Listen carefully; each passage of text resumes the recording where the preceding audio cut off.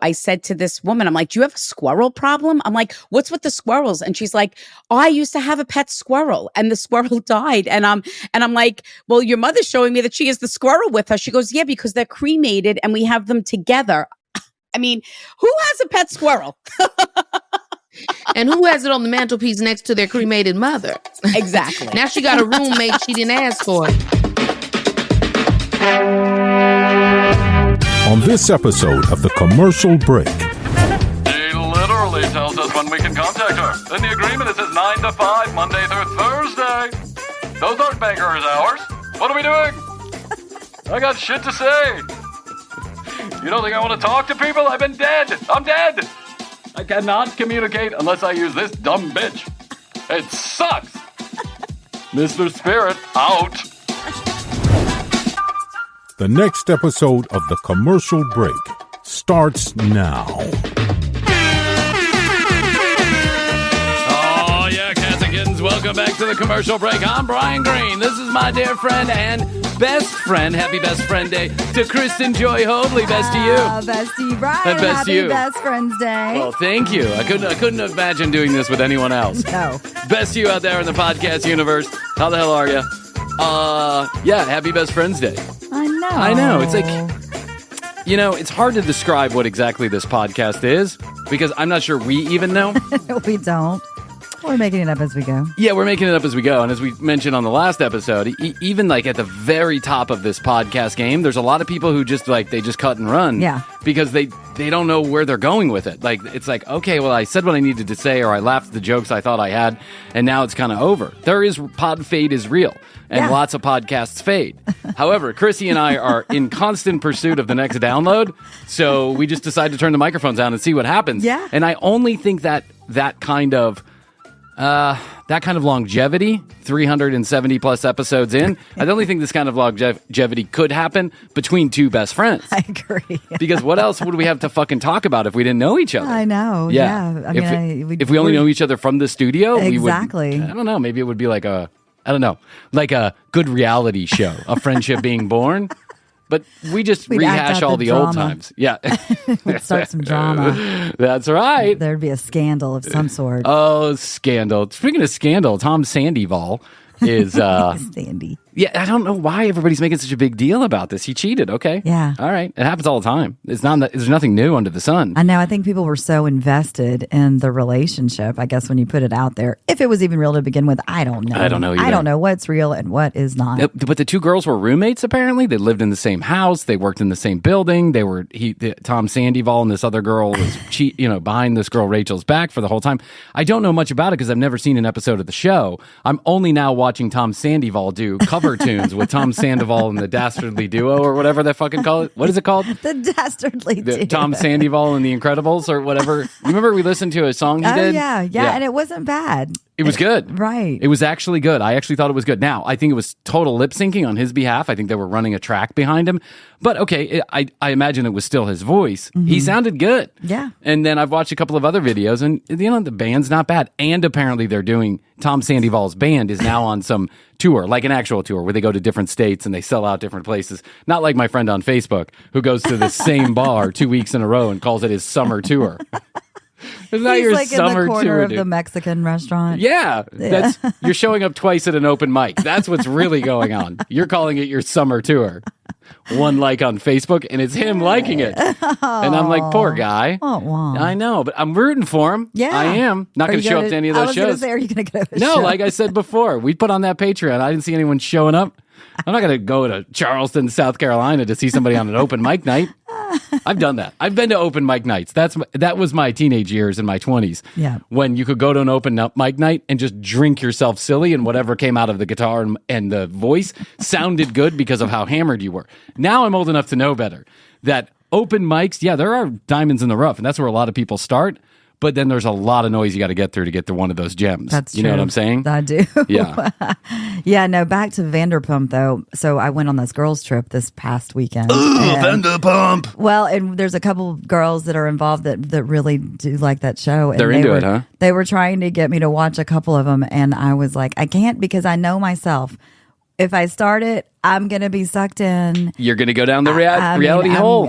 Exactly. I'm going to hold up in the bedroom. Jeff's going to say, "Are you getting out of bed?" I'll be like, "Just one more Vanderpump Rule. Well, after this one, I'll shower." What I wouldn't give to have a camera in your house and just watch you and Jeff interacting on a daily basis. It's endlessly fascinating to me what's going on over there at that house. I don't know why, but it is. He basically works. Yeah. And then I watch my shows. So you're in the bedroom and he's in the living room? Is that how it goes? Or he's in the little office area? Yeah. And you're in the bedroom just watching terrible reality television show? Yeah, doing my workout. Yeah. He's time. growing resentful as you're... He's so supportive. Yeah. I told him last night, I was like, "You're so supportive." I don't know if that I would be that supportive. Yeah, thank you for being supportive of this job that I keep going to where no money shows back up.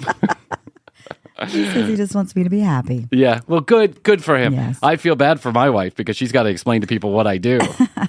I'm sure Astrid, when I'm around, Astrid always seems very proud of what's going on. She's always like, "Oh, he's shy, but he has this episode, he has this podcast called The Commercial Break." And I just don't want to say anything to people because I want to save everybody the embarrassment of listening to The Commercial Break and going, "What a potty-mouthed asshole idiot that guy is." What a jerk off he comes across as. He's so nice in person, and then you listen to The Commercial Break, and all he's doing is just bitching and railing on everybody else. So I don't get into it because I want people to like me. So I'm like, I don't want to tell you what I do. Yeah. But I'm learning. I'm learning to just, say it out loud. And I usually just say, "Hey, proud. give me your phone. Yeah. I'll download it for you." And, it's not for everyone. Yeah. Listen at your leisure. Do you mind if I download all 356 episodes to your phone? Because we can make money on that. And then You're helping support you can me. delete them later. Yes. Yeah. But I always figure that Astrid has like this when I'm not around, Astrid is always doing a dance also. She's like, "Oh yeah, my husband's in the digital media industry." Right. Oh, what does he do? Digital media. Business. He's a business person. I'm a business person. Brian Green, business person. Nice to meet you. We need cards made up. We do need cards made up. Put that in the book. I'll put that in the notebook. Oh my God, that notebook is full of trash. Full. Yeah. It's full? No. Okay. But it's full of shit. Shit that we're never going to do. We can always go back to it. Yeah, we can always go back to it. We always say that. We never do. Nope. One of these days, we're going to actually spend time on this show, besides this 45 minutes worth of interaction that we do here. I am watching the most fascinating TikToks I think I've ever seen, and it's just beyond me. Here at the show, we have always had great fun with people's sexual proclivities. And we've always said, if you're into something, somebody else is into it. Oh, yeah. No matter what it is, as long as it's legal. Mm-hmm. I'll say that. And we support, and we strongly support your right to love anybody at any time, anywhere, how and where you want to, right? However that looks. Not next to me in the booth, though, at sushi last night. No. Oh, was someone having sex in the booth? They were getting close. Oh, were they? Yeah. Oh, is it like I that was time? Like, come on. Like the time I went to the restaurant and the guy, who's that guy? Vince McMahon showed up with a 20-year-old prostitute. Yes. Remember I told you that? Yes. Yeah. Wasn't really Vince McMahon. Don't get your lawsuits out, Vince. Settle down. It was a Vince McMahon lookalike. Yeah. So on TikTok, there is the strangest, I don't even know what to call it. I don't know if this is sexual proclivity or just something people are into, or I don't know what's going on. Hot girls taking baths in tubs full of milk and cereal, nude, and then capturing the milk and the cereal, putting it in a mason jar, and selling it to people. Oh my God, Brian, this is your dream. You love that cereal. I love cereal. If they would do it with cream, I'd buy all of it. Yeah. Who doesn't want a little pubic hair in their cereal and cream? That's all I'm saying. Little KY jelly makes that stuff taste all the much better. These girls are swimming in this milk and cereal like Fruit Loops, and then they're literally scooping it up with a mason jar, putting a cap on it, signing it, sending it off to whomever was willing to buy it. And then there are people who are making TikToks out of them drinking the milk and cereal and how excited they're getting. Mainly guys who are probably disturbed in some way, shape, or form. Either they're disturbed or they see this as the joke that it is, and they're just trying to ride on the high. I get that part. But there's a few guys that I saw, I think they're a little bit too into this. Now, whatever you're into, dude. How do you even transport the milk? Doesn't it go bad, like going through the mail? Is that even allowed? That's why I'm sent through the mail. I'm a little sus about all this. You know what I'm saying? Yeah. I mean, I'm sure there is a delivery service somewhere. DHL seems to carry all the drugs and narcotics for everybody, don't they? Didn't they go out of business and now they just ship large packages I of think they are the drug carrier. gummies and weed everywhere? Painkillers from Canada or whatever's going on, whatever the kids are into these days. Fentanyl from the cartels. So I'm kidding. I don't know anything about it. We got to be careful now because, if everybody wants to send you a cease and desist letter. But I don't think DHL's advertising on the commercial break anytime soon anyway. So I give a shit. But I know when I was getting my drugs through the mail, it came through DHL. That's what happens. Yeah. So I don't know. I don't know if this is real or it's fake. Or it's hard to tell sometimes if, people are collaborating on these things. But I just find it to be the weirdest.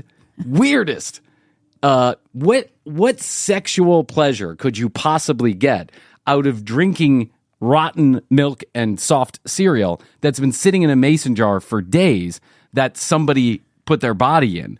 How do you know where that body's been? How do you know what's coming out of that body or into that body or whatever's going on?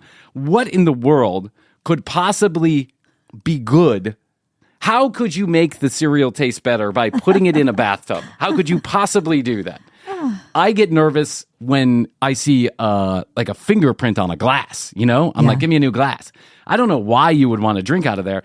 And then to put your face publicly on TikTok showing you drinking that milk, it's just like I would be more inclined to tell you that I am the host of the commercial break than to tell you that I am drinking milk and cereal from some young lady's bathtub. That's all I got to say.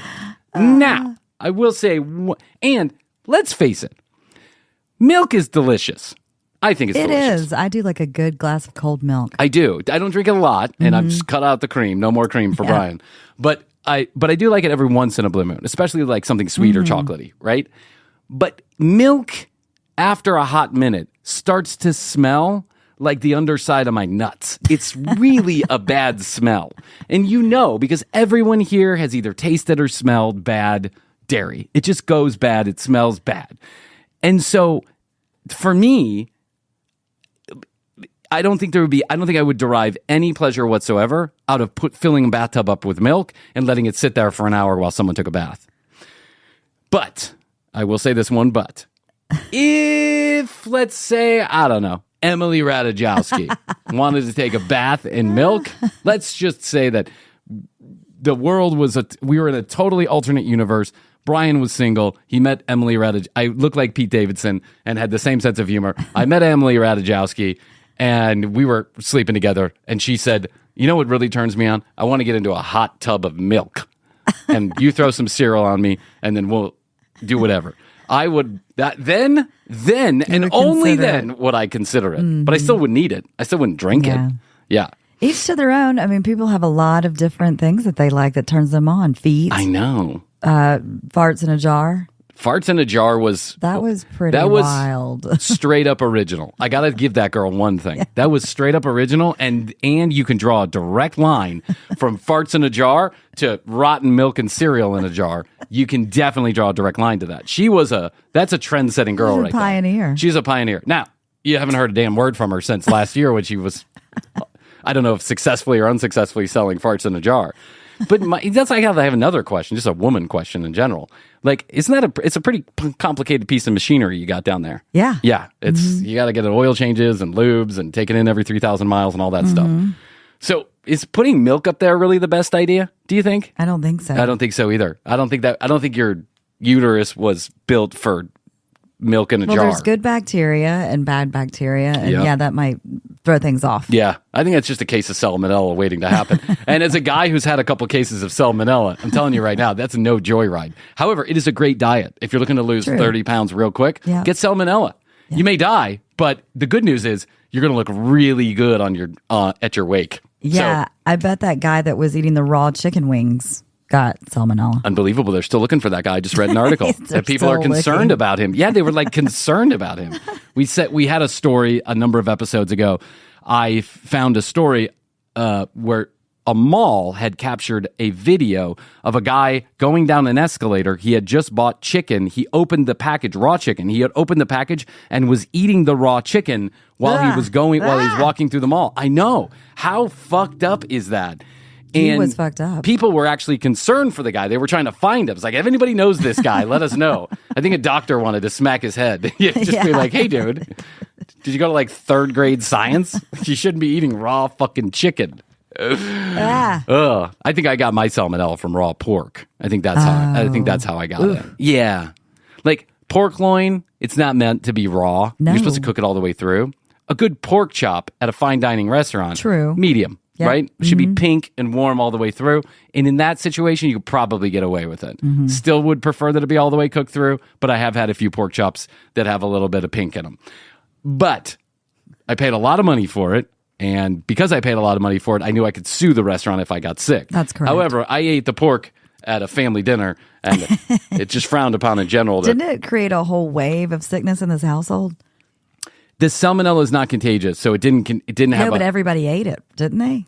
Yeah, but not everybody got sick. Okay. Because most people were smart enough to stay away from the red pork. But Bryan went right for it. I was just sopping it up. I was like, and by the way, I didn't really like it all that much, but I was really hungry. So I just it was like one of those, huge loins or pieces of pork, put in the oven, cooked for 38 hours, taken out. But it was so big. It was so hard to get it all the way cooked through. So as we started pulling the pork off, I was just grabbing whatever I could. And it wasn't, and Astrid even said something to me, like in that moment, she goes, and she like leaned over and she's like, is that a little pink? But you got to understand, Astrid, the one true picadillo about Astrid that I am totally against is that Astrid likes everything extraordinarily well done. Oh, yeah. My family was like that. Her meat cannot have one bit of color in it. Yep. If it is, she wants to send it back. So she just tells the waiter right out, and because she's not the type of person to bitch and complain, she just tells the waiter right up front, kill it. Like, just kill it. If it's hard and black, I don't care. Right. That's the way I like it. Yes. And so anytime Astrid sees pink in any meat, she gets a little skeeved out. So, but she did warn me. She was like, hey, I think that looks a little pink, without trying to alert everybody else at the table. Is this cooked all the way through? Yeah. Are you sure? Hey, Dad! You trying to kill me? She didn't want to ruin Thanksgiving dinner by saying it out loud. No one else got as sick as I did, but I was sick for 3 weeks. I was sick. That was crazy. I didn't have an appetite. Everything went through me. I lost a bunch of weight. I gained it right back after I got the salmonella, but because my appetite came roaring back when I got better. But I was on a bunch of medications. I went to the doctor in the hospital a couple times. Yeah, I had to get fluids. It was a whole fucking nightmare. God, getting old sucks. I'm sure I had salmonella in my 20s too, but I just did a couple rails and I never ate anyway. So I just did a couple rails and a Bud Light. And if I had the if I had the shits, I just figured it came from the cheap cocaine. Right. You know what I'm saying? Exactly. Yeah. From that laxative. That laxative. Favorite cut for a cocaine of the drug dealers is laxative. Yep. Baby fucking laxative. So that's why you're always that gag reflex comes from your stomach going instantaneously. Like, what the fuck are you doing to me? Gasoline, methane, coca plant, and baby laxative down your sinus cavity. Yeah. Please stop it. Yeah, let's get some. Yeah. Friday night's coming up. I know it. At least I was never blowing coke up my asshole. No. Like some people do. Right. That's a delivery method of choice for some people. I've never been around anyone that's done that. I know Stevie Nicks is rumored to have done that. Yeah.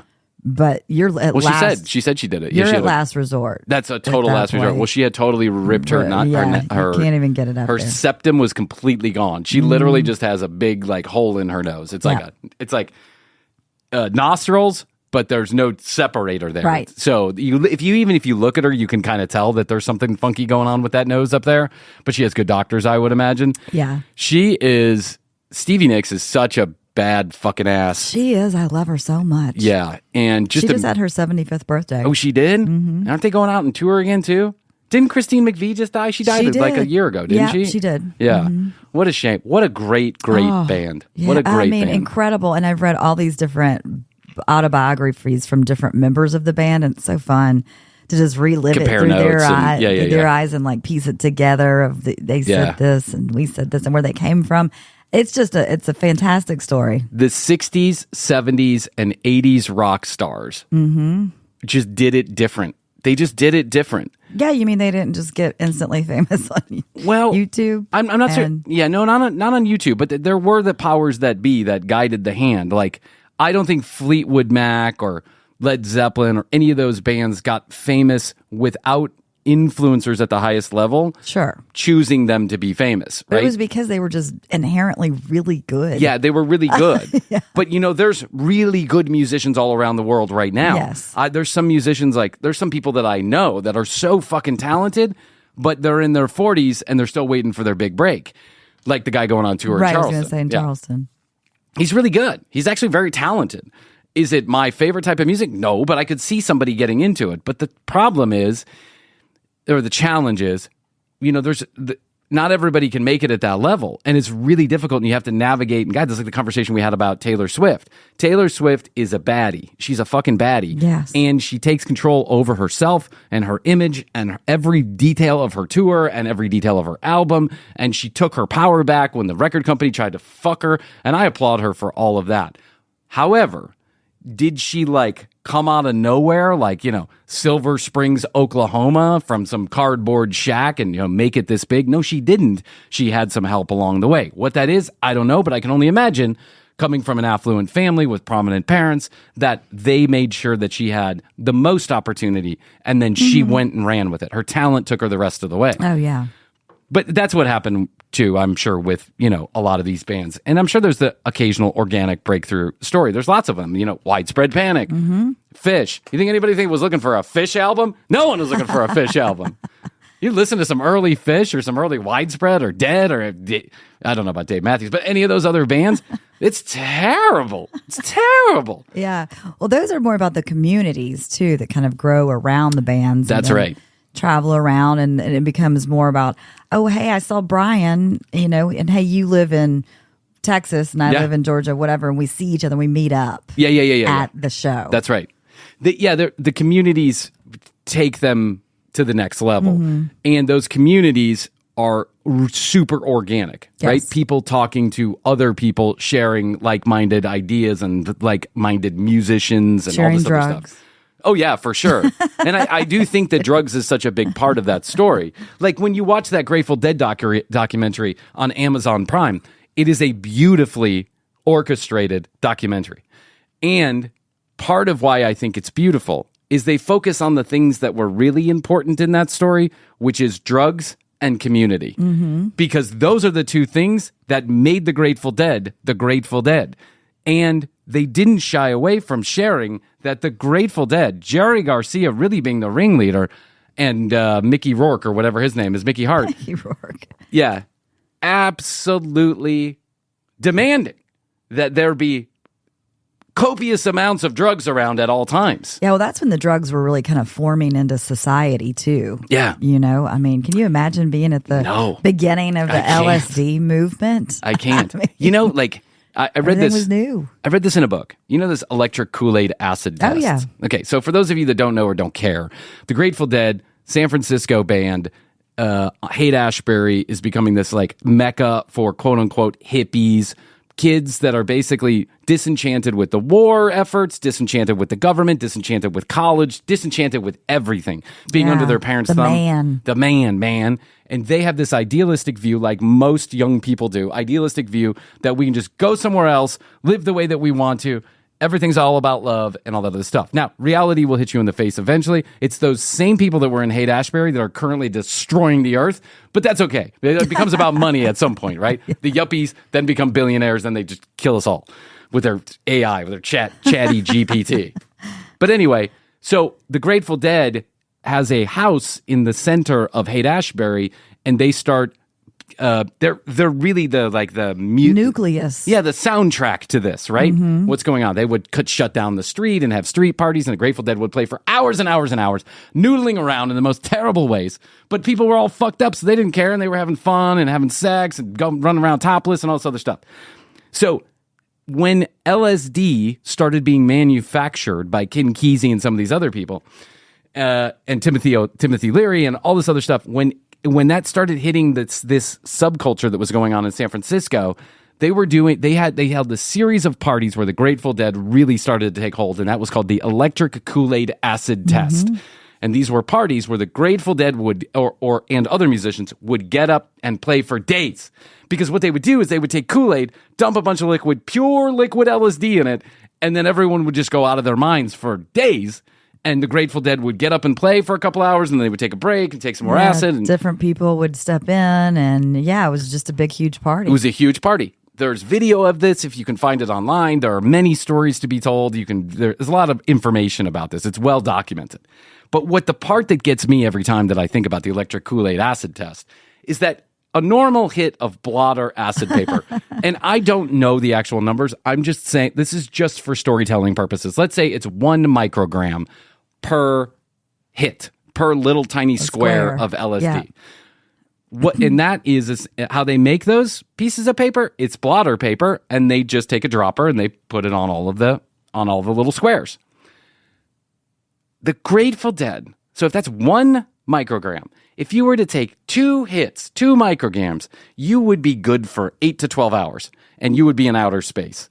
If you took 3 or 4, you would be in a different universe. Yeah. If you took more than that, there's no telling what could happen. I can't even imagine the state of mind that you would be in. That's where the music came from, man. These guys were taking 100 micrograms at a time. I know. Why not? They didn't know. They didn't know. It was a test. I have my test kitchen where I test new recipes. Oh, yes, she does. But they were having a test of drug testing. Krissy's like, a little bit of dippity dabs, a little bit of crystal methies, a little bit of smicky smokies, some mushrooms, Bryan ass. Jeff, the pork is ready. It's pink. Yeah, it's pink, but it's also got a lot of liquid LSD in it. So any foul effects you feel would be mitigated by the fact that you won't be able to see in front of your own eyeballs. Or eat it. Yeah. Just lick it. Just lick it. So the part that just crazes me every time I read it, the first time I took LSD, I took 4 or maybe 5 hits. I took a strip because I didn't know and no one told me. And it wasn't until hours later that I realized just how twisted up I was. Hours later in your Dick Tracy closet. In my Dick Tracy closet. It's going to be worth millions. Hi, Dick Tracy. It's me, Bryan. Madonna, shut up. I'm talking to Dick. Hey, Dick. I think Bryan's in the closet again talking to Dick. My mom probably thought I was masturbating. He's talking to his dick. He's in the closet talking to his dick. Leave him alone. Leave him alone. Leave him alone. Leave Brittany alone. Remember that guy? Yeah. Leave Brittany alone. So anyway, this is just like amazeballs that this is happening. But these communities, these bands, I think drugs is a big part of that story. Sure. Because when you're getting fucked up with people, one of 2 things is happening. Either people are taking care of you because you're so twisted, and they will take care of you. They will. They will. And or you're making deep connections in a different part of your mind that's very rarely used. Yes. And so all you have to do is look at Woodstock to point to this. And I know that that's a happy-go-lucky story that's told a lot, the Woodstock story that is not as pretty as everyone likes to tell it. But the truth is, 500,000 people, what was it? Like 500,000 people that showed up or something? I don't know, though. I don't know the real number. A lot of people showed up, and they all took care of each other for 3 days when there was no food, no water. Water, yeah. The brown acid was bad. Don't eat the brown acid. My favorite part of the Woodstock movie. Hey, brothers and sisters. Glad we're all having a good time boogieing down. Listen, just got a note from the medical tent. Do not eat the brown acid. The brown acid is bad, brothers. And then you watch everybody in the crowd go, oh, shit, I ate the brown acid. Ah! If I was there, I'd just run immediately into the water. Ah! There was nowhere to go. You were out in the field. You're out in the field. New York. I'll never forget. So I'm super young, probably 12 or 13 years old. And maybe 12, 13, 11, something like that. And I just had moved here. I had one friend. It wasn't even really a friend. It was just a kid that my mom talked to the other mom. This is the 1 year I went to public school. And so one day the mom calls my mom and says, I'm going to Whitewater, the local. Oh, Whitewater. Yeah, the local big, it's the water park that's owned by Six Flags. Yeah. So it's like and Six Flags, but with water. Yeah, and it's huge. They have a bunch of rides. It's famous, at least down here in the Southeast. So we go to Whitewater for the day, and then we go back to this kid's house waiting for my mom to pick us up. It was going to be a couple hours later. So we're all sun-fried. We've been swimming all day. And the mom says, sit down, I'll make you some snacks, and I'll put in a movie for you. You know what she puts in? Fucking Woodstock, the movie. This lady is an old hippie. And then in the middle of the movie, she presses pause to show us where she is. She had been to Woodstock, and it's her topless in the water. And I'll never forget looking at her and then looking at the screen and then looking at her again and going, those are her tits. I was like holding my boner down. I was like, oh. Oh. Yeah, I got a boner. What was your friend doing? Was he like, oh, Mom? I don't even remember, to be honest with you. It was so long ago. He's probably mortified. Yeah. It's going to be like when I sit down and go, let me show you the commercial break. Come on, kids, sit around. I'll fix you some snacks. Yeah. Press play. I'll fix you some snacks. You listen to the time Daddy did 6-8 balls of cocaine and had sex with a couple strippers. How embarrassing. TCB. Hey everybody, it's your favorite part of the show where I pine for more of your attention. First way you can help fill this hole in my soul, go to Apple and leave us a positive review. It takes 2 seconds out of your day and it really does help grow the show. But there's no quid pro quo here. You don't have to give us anything to get something for free. Go to tcbpodcast.com, hit the contact us button and send us your physical address. We'll send you a 21 EPM sticker directly to your locale. You can also go to youtube.com/The Commercial Break for fully edited episodes the same day they air here on the audio feed. 855-TCB-8383 is where you go to drop us a text message. Questions, comments, concerns, content ideas. We take them all at 1-855-TCB-8383. Add The Commercial Break on Instagram if you're into that kind of thing. And TCB Podcast on TikTok. It's what I hear the kids are doing. It's all the rage. One last thing. If you could, if you will, if you would, visit our sponsors' websites. Buy their products if you're in the market for them. And always use our specialized URLs or codes when and if you can. They pay our bills, and who knows, you may be the reason we have electricity in the studio tomorrow, and I thank you ahead of time for that kind gesture. Let's listen to those sponsors for a few minutes, and then we'll be back to this episode of The Commercial Break. Hey TCB Universe, I wanted to let you know that Hatch sponsors this episode. You know I have 12 to 15 children. It seems like there's a new one every single year. And there's 2 words that fill me with more dread than any other. Sleep training. We've learned a few things about putting a child to bed, and we've learned that routine is most important. But even with a great routine, sometimes you need a little help, and that's why Astrid and I use Hatch. The new and improved 2nd generation Hatch Rest makes sleep better and more magical for the entire family. This all-in-one Hatch Rest is a smart sleep device with a sound machine and nightlight that grows with your child. Even the youngest of our brood is getting a Hatch as part of their bedtime routine. Babies love the continuous sound of white noise and lullabies for soothing and comfortable sleep environment, and toddlers and big kids sleep independently with colors and sound cues. We've been using Hatch and their easy-to-use application to change bedtime from a nightmare to a good night. And right now, Hatch is offering up to 15% off of your purchase of a Hatch Rest and free shipping at hatch.co/TCB. That's hatch.co/TCB. So if you're ready for improved sleep with your children and yourself, go to hatch.co/TCB to get up to 15% off and free shipping. One more time, that's hatch.co/TCB. This is a product that we use, we're falling in love with it, and the kids know it's time to go night-night when they see the nightlight of Hatch. Thanks, Hatch, for becoming a sponsor of The Commercial Break. TCB.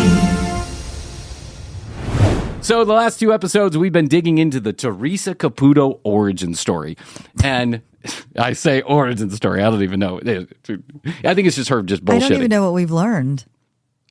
I don't care because that's all bullshit. So I don't. Yeah, we learned that she found out at 3 years old that she had this, and she remembers being 3 years old and talking to ghosts in her room or seeing ghosts in her room or whatever. We also learned that she doesn't see ghosts, but she does see ghosts. She doesn't talk to them, but she does. She doesn't get signals from them, but she will. She doesn't tell people what to do when the ghosts tell her what to tell them, but she does. She's just full of shit. This lady is just so full of shit. She also didn't actually decide to become a medium, quote unquote, until she unblocked it at late in her 20s. Which means she had children. That's right. And wanted to get out of the house. Yeah, after she had children and her husband wasn't making any money, she decided, I got to do something. Don't blame her for that, you know?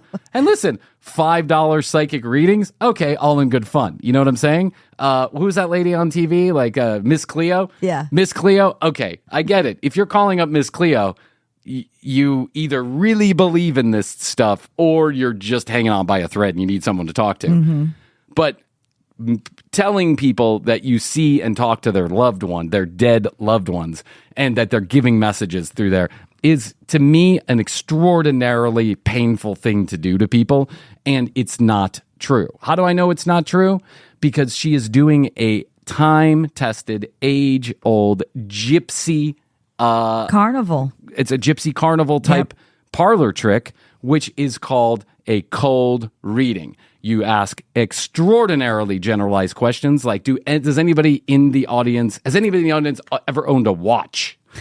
And then, of course, all the people raise their hand, and then she goes, whose uncle had a watch? And then 10 people raise their hands, and then she goes, whose uncle had brown hair?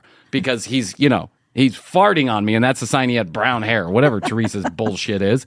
And then 2 people raise their hand, and that's how she starts to narrow in. And then she just reads their faces. We've done this a million times, 10 times on the commercial break. We watch these cold readings with Theresa, and she gets it wrong more than she gets it right. But she engages in laughter, in comedy, in self-deprecation, and in misdirection to smooth over the wrongness. And she looks like a carnival character herself. I mean, she's a totally insane person. She doesn't look like a very professional, buttoned up business person. No, doing not business. at all. Yeah, dude, she's not yeah, that's right. She's got crazy hair, dark tan, long curled nails, tons of rings.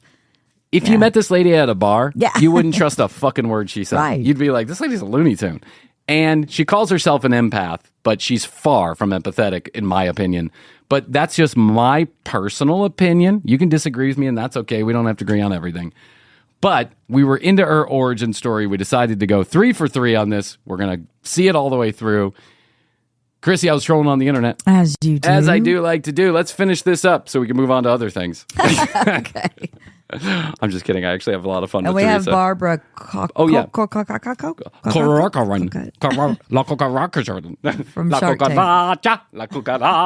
Yeah, a very respectable businesswoman, by the way. Barbara Corcoran. And she seems like she's is. trying to call her out. She keeps on telling Theresa, she says, your wig looks great. And Theresa keeps saying, I'm not wearing a wig.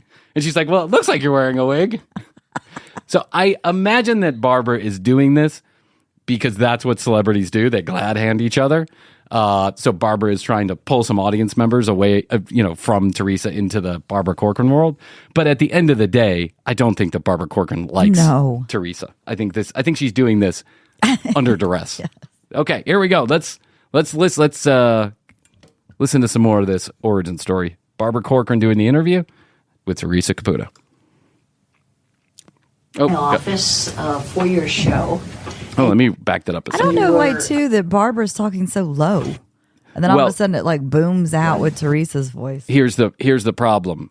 If you didn't see the first of the 3 episodes that we're doing here, this is a video of them doing a podcast in a room at a child's desk. Yes.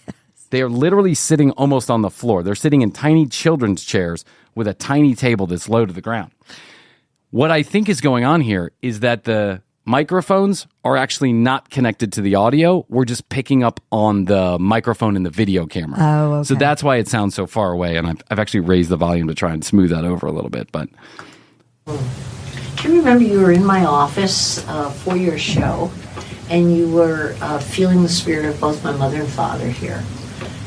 I remember much of the detail of that afternoon that we spent, but was so shocking to me, I remember, is that you ended by saying that there had been a tree planted, and my mother was so happy about the tree. You floored me, knowing that after my mother passed from Alzheimer's, she was sick so long, that there was and you said a red tree, which was a Japanese maple, which is red. You didn't name Japanese maple, but you went far enough. That you were able to tell me. Aren't all trees eventually red when they turn colors? I mean, is that what really? Time of the year yeah, was what it? time of the year was it? Fall? Yeah, see, it's all so sneaky, but it's not really. Also, a tree planted in memory of somebody is pretty common. It's a pretty common thing to do. Detail. It was spellbounding. How are you able to get not just the spirit that's relaying messages to their loved ones, but how are you able to collect that kind of detail that, in my mind, It's a great question, Barbara. brought so much credibility to everything else you were saying? Because that's one of my requirements for spirit. I've learned that. Oh, you got an agreement with Spirit now, Theresa? You are so full of shit. By the way, I got some requirements here. I got some requirements. Let me tell you what they are. First of all, don't touch my hair. Second of all, you can only be in a positive mood. Third of all, I want you to spell out in detail exactly which kind of tree your mother planted. This is like you're requiring the afterlife to come through you in a certain way. Requirements. Look, she's selective. She's selective. She's put filters on what she can see and what she can't see. Sounds perfectly legitimate to me. There are a lot of common things. I'm the first one to say that what I do is crazy. Anyone can say what Spirit has me say. And there are common burdens and guilts that we carry, common ways people die. Exactly. There's common ways people die. and common things that a they lot of feel. people have in common. Yes. Grief is common amongst all of us. We all operate kind of under the same MO. And the part that drives me fucking crazy is that Theresa is, what she just said, you just heard her say it. I'm the first one to admit what I do looks crazy because she is disarming you. She is saying, oh, I know it sounds crazy, but it's true, right? She is telling you that she's such a con artist. She's such a fucking con artist. Drives me crazy. Healing message that they have me deliver, they have to validate it with something unique to the person that they're speaking to. So that the person you're speaking to or relaying the message to believes you. Right. So important. See, now, to that point, I was like, I had one eye in and one eye out. Sure. So I'm a cynic. Of course. But after that, you had me all in. Of course. Yeah. And I've learned so you that. asked for that. Of course you're going to question me before you meet me. I'm just a lady with a headset in my hair. Waiting for my producer to tell me what they found on Facebook. If I could interrupt you a moment, you asked for that from the spirit, like prove to me you're the right spirit. You're really her deceased husband by giving. Sorry. And when is she negotiating with Spirit? Well, she negotiates on the off hours. Yeah. Don't do that on my time. I showed up to your show. I don't want you negotiating with Spirit. I'd like to see how these conversations go down. Yeah. To be Theresa for one day. I'd just like to see how she goes to sleep at night, knowing that she's just full of fucking shit. I know it just came to me. She probably, was able to kind of hit on some things and then just took it from there. Yeah. And it was like, okay, I can make a business out of this. Well, yeah. And if I just do this and ask these questions. Well, she said that she comes from a long line of people who are quote unquote in touch with Spirit. Yeah. My guess is that means she's in a long line of people who have been doing this parlor trick forever. Yes. Right? Maybe she's the first one to be a billionaire out of it, but this has been happening for a long time. Only that spirit saying, remind her that a tree was planted. Well, for instance, Spirit knows when I give a speech or when I do my little mental preparation, they know when I'm ready to communicate. My rules are I need to feel the bonds and relationship that they shared with the person. I need to know how they died. And you ask the person who has not. You ask the person who's still alive. I'm not speaking this. This is all in my head. Oh, this is all. Theresa, it's me, Mr. Spirit. What? You're not ready? What? You think I have all day to sit around and wait for you to negotiate terms of a contract? I've got something to say to you, Theresa. I'm going to go piggy front someone else. Get back to me later. You know my number. Text me when you're ready. OMW, Theresa. OMW. My preparation of when I read somebody. I see. Nobody, well, you had the experience. You didn't ask me anything. No, I didn't. Right? But you sure told me a lot. Your loved ones told you. Yes, well said, but it seemed to have such credibility because of the amount of detail you gave. Correct. But that's what they have to do. So with every healing message, they have to validate it with something. You don't think somewhere in Barbara Corcoran's I was thinking Facebook, the same Instagram, thing. She's a public figure. 180,000 appearances on Shark Tank, speeches, conversations with CNBC and MSNBC, whoever, that she has not ever said, when my parents died, I planted a tree on their behalf. Yeah. It's so unique that there's no way I would know about, could find out about it. Sometimes, because this is what's happening.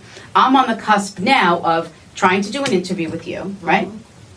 And trying to block out things that I sense and feel.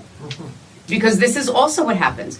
I walk into a room and immediately spirit either starts coming or people know who I am and they start asking their loved ones, oh, this is an opportunity. Please step forward. So when you were sharing the story to me before about, seeing the tree planted, I kept seeing a quarter. That's my... A quarter. I just Googled Barbara Corcoran plants tree for dead mother, and the first thing that came up was a tribute page on a website called Tribute Archive. Oh, my God. Where it tells you that when her mother died and that Barbara planted a tree for her. How suspicious. Before, where someone carries something of their departed loved ones with them. Maybe it's a quarter, maybe it's a key. It's something that their loved one carried or they carry in memory of them. A lot of times it is. I'm carrying my grandfather's dead fingers. I've got him in a mason jar. I am carrying milk and cereal from the last bath my loved one took. Or someone did have a coin collection, or they quarters in memory of their departed loved one. But there is that male Quarters. What was quarters? Quarters. Is that like something you put nickels on somebody's eye, like double nickels or whatever? I think it's nickels and not quarters. Why would I carry a quarter around that when one of my people owned? I put that in a vending machine the first chance I got. You know what I'm saying? I'd throw it in my coin jar or something. Yes. I wouldn't carry that around. That's ridiculous. I'd carry the most common thing in the world. Let's think. I carry a bottle of water around in my deceased loved one's memory. Yeah. It's ridiculous. Well, she said a lot of times it's jewelry, which is correct. Like, that is a very common thing. Do you have jewelry from your mother? A necklace, yes. Yeah. Okay. Yes. So it's pretty common, Exactly. right? Yeah. And my grandfather had a coin collection and he left us the coins. And, there's other stuff that the people in my life who have passed away, Right. I have some memento from them. Yeah. I don't carry it around with me every day, but it's somewhere. And if someone asks me the question, have you ever had anything of value from your dearly but departed loved one? I'd be like, yes, I do. Yeah. Yeah. What is it? Coins? Sure, Theresa. What kind of coins? Which exact coin? What year was it processed? What does it look like? What's on the coin? Like, if you can answer those questions, but she can't answer those questions because that's not the contract she made with the spirit. I'm just waiting for my attorney to review the agreement, Theresa. I'll get back to you ASAP. Because I've got all the time in the world. Actually, I've got all the time in the netherworld. That father figure, so whether if it's a grandfather, someone's father, could be an uncle that was like a father to them. The laboring of the chest is my symbol for that they pass from something of the heart, lungs, or chest. And then there is also something about change. I don't know. I don't know. I don't know how I come up with this bullshit. I just do. I literally wake up in the morning and I go, wow, I got more bullshit. I thought you said too that something to do with her heart and lungs was that somebody had drowned. Like she just says different She says things. I fill up with fluid when fill up with fluid. As I'm talking I to think you, your fucking brain is full of fluid. that's what I see. I see flashes of things, and I just sense and then feel other things. There was also I thought you said you don't see anything. In the last episode, she claimed she does not see dead people. She does not see ghosts. She doesn't see anything. She just feels it. Well, also she's being very general. I see flashes and then this and that. And then she quickly changes the subject. Now, okay, over here. Now over here, look. Yep. I see a dismembered penis floating around in a jar of milk and cereal. It tells me that he was a TikTok fan. that passed from something of a stomach issue or something. That might be me. Or I have an something upset with the I stomach. hope I'm not going to kick the bucket. Barbara.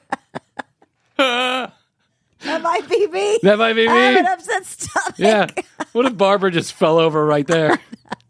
Then I might go, Yeah. I'm deleting all episodes with Theresa Caputo. Yeah. By the way, this is her producer signaling her that he's found something about somebody in the room and a stomach. Yeah. Yep. Stomach. No. My aunt just asked me that on the way over here. And they're not coming for me, are they, Teresa? I'm like, no, Auntie, they're not. She's like, well, I am 90. You'd be a spooky person invite.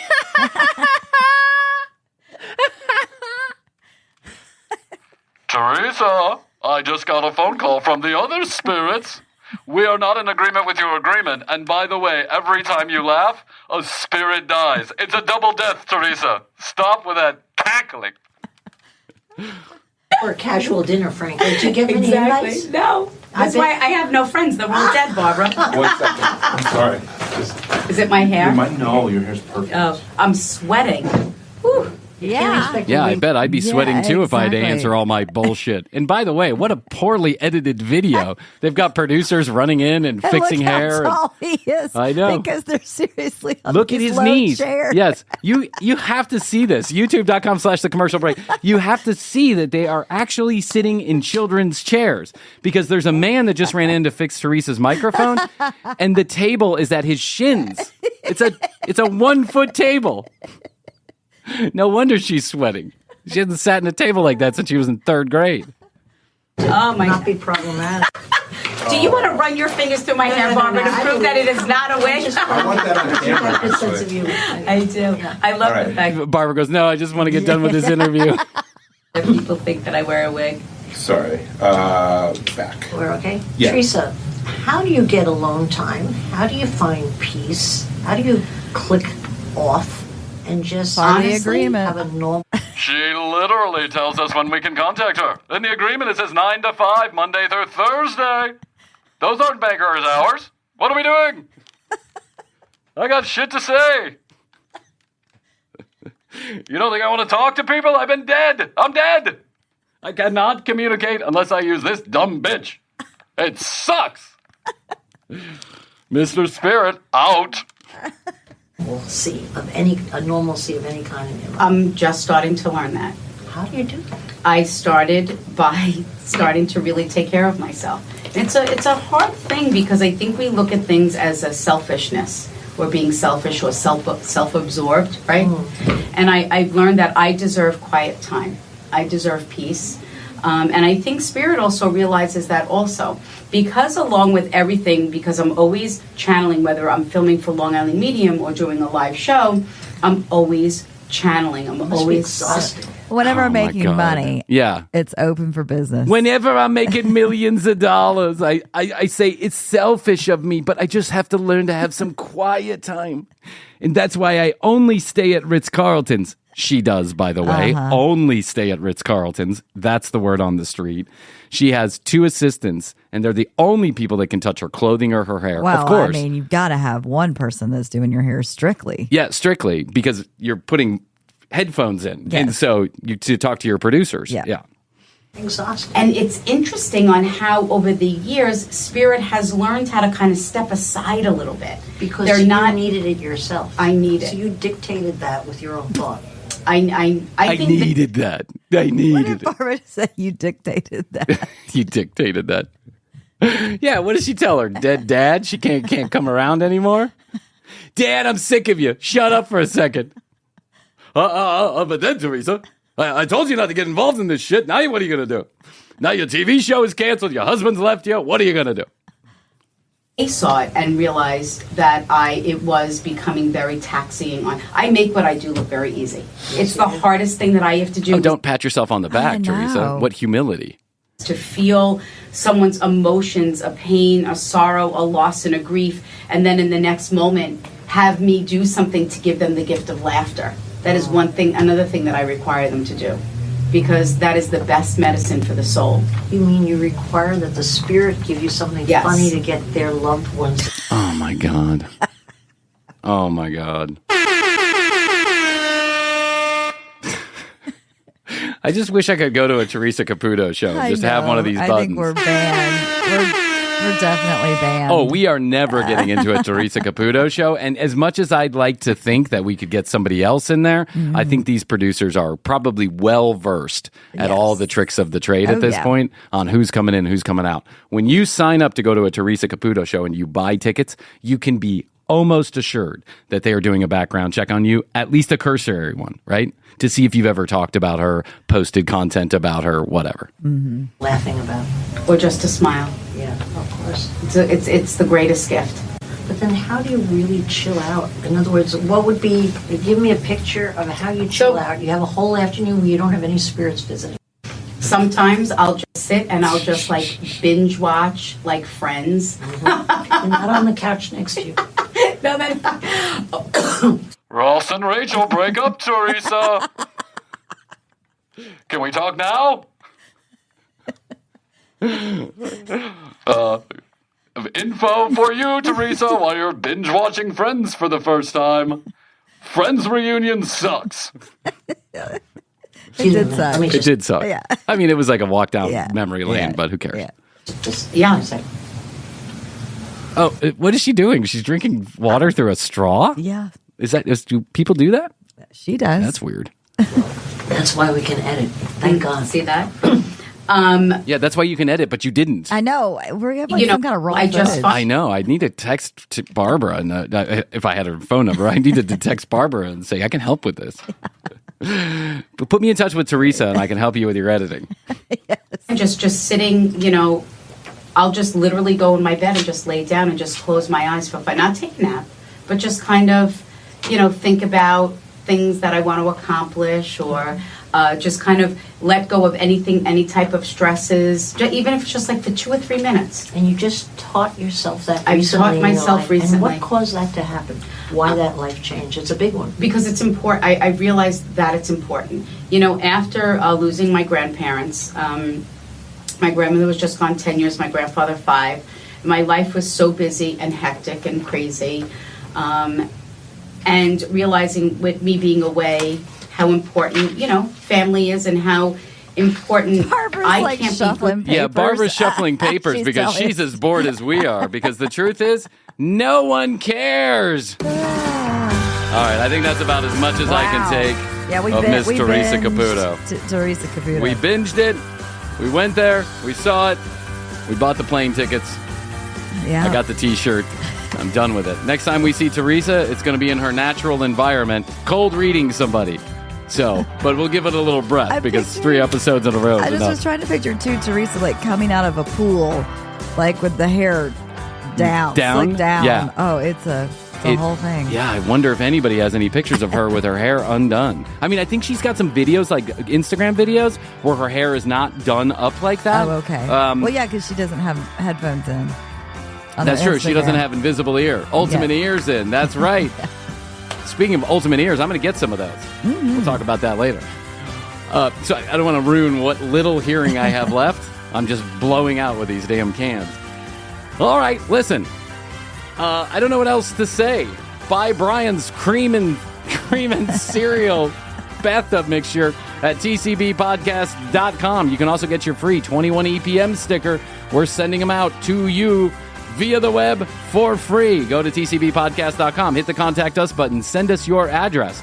You can also listen to all the audio and watch all the video right there, our entire catalog, or hit us up on Apple, any of the major podcast players. You're already listening, so you already know that. What I would like is if you left us a review or a rating on your favorite podcast player. preferably Apple or Spotify, but whatever you're listening to, it doesn't matter. Just go ahead and hit that little button. Give us a little love, a little currency, and we certainly would appreciate it. Gets the show out to more people, makes us more discoverable. You know how it goes. Also, at The Commercial Break on Instagram, TCB Podcast, TCB Podcast on TikTok. And we would love it if you would go to youtube.com/The Commercial Break, like and subscribe. Leave a comment on your favorite video. Full episodes the same day they are here on the audio feed. It's awesome. You'll love it. I promise you. Go watch those videos. 855-TCB-8383. 1-855-TCB-8383. Toll free from anywhere in the world. Comments, questions, concerns, content ideas. We're taking them all. Never spam. We'll always respond. We love you. We want to hear from you. Tell us your stories. Ask a question. You know what to do. You know what to do. All right, Krissy, I guess that's all I can do for today. I think so. So I will tell you that I love you. I love you. I will tell you best to you. And best to you, best and I friend. will say best to you out there in the podcast universe. Until next time, Krissy and I always say, we do say, and we must say, goodbye.